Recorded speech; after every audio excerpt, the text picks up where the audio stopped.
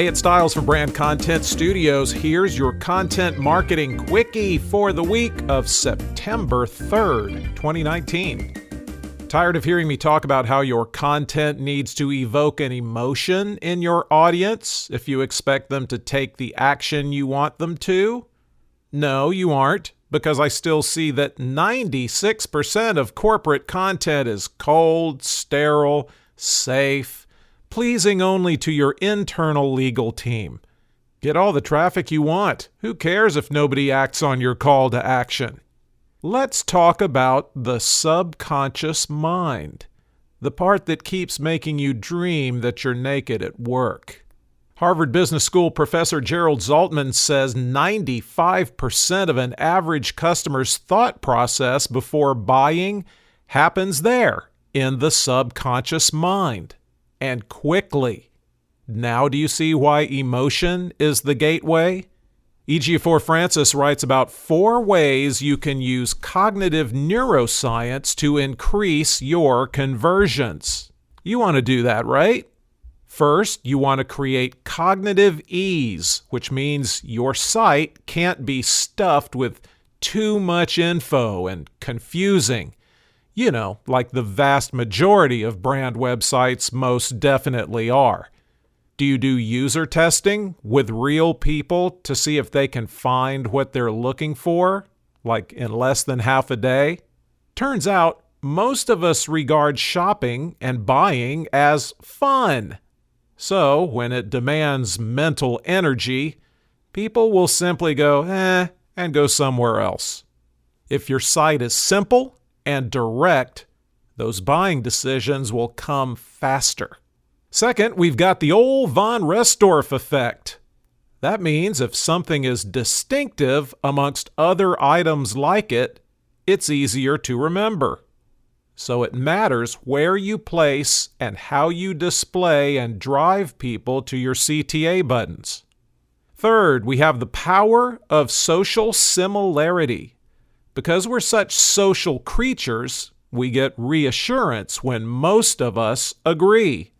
It's why the current state of our politics makes us all cry and eat ice cream every night. Anytime you can show users people like them benefiting from the action that you want them to take, well, that's a good thing. Finally, use the anchoring effect. We put a lot of stock on the first piece of info we get about something. It becomes our point of reference that we compare everything else to after that, like when you compare Phantom Menace to the first Star Wars. So choose your initial stimulus very carefully.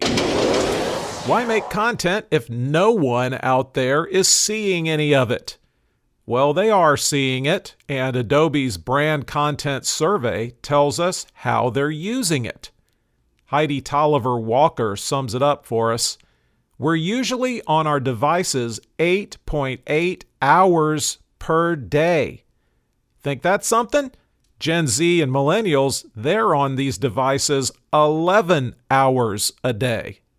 When they asked what kind of content is the most shared and trusted, family, friends, and peers are far and away the winners. It's not even close. As for the social media channels they trust the most, Facebook came in number 1 at 26%, clearly proving they did not survey me. YouTube was next at 16%, then LinkedIn at 9%.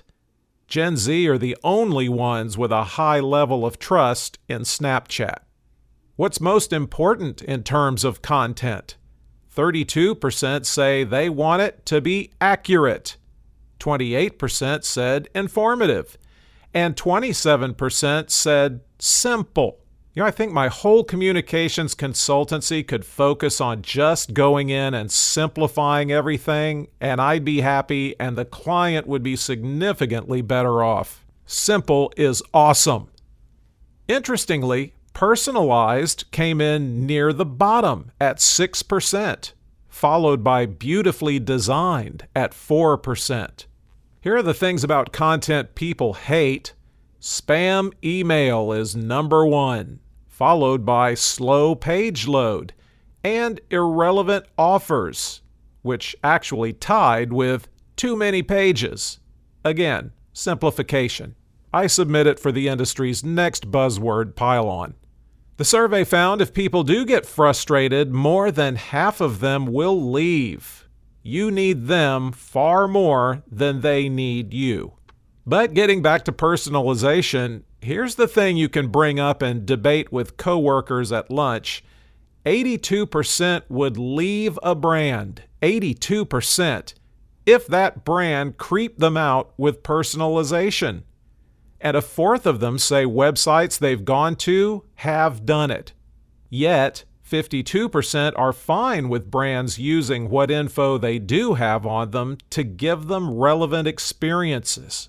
And even though only 6% said personalized content is important to them, it works.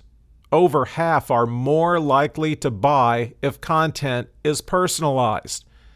So what does all that mean? What do we do with that?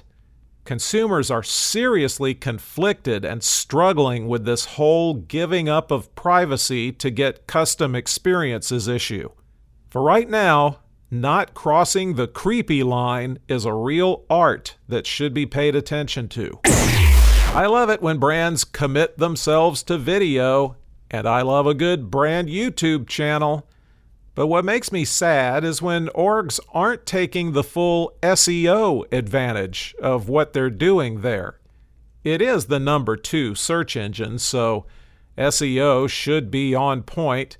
And like all SEO, this takes time and consistency and credibility.